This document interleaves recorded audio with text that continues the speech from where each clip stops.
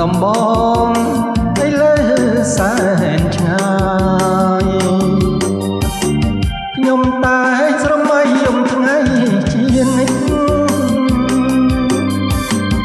មិនភ្លេចអនុស្សាវរីយ៍ទាំងឡាយបន្លែងធ្លាប់លេងប្រឡាញ់ពីកាយជាង10ឆ្នាំផ្លាយអូនពេញក្រមុំអានុស្សាវរីយ៍វត្តដំរីសយើងបានទុកមកចំណាំ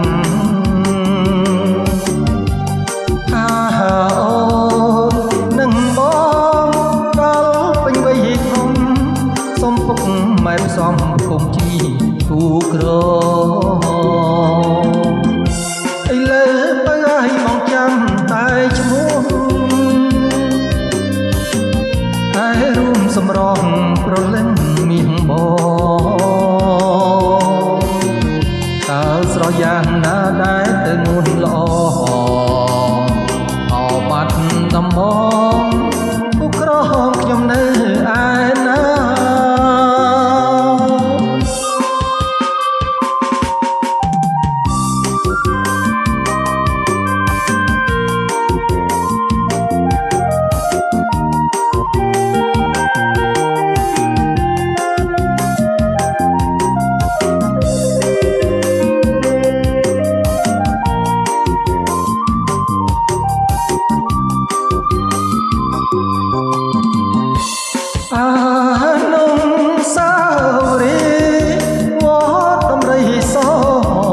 យើងបានពុកមក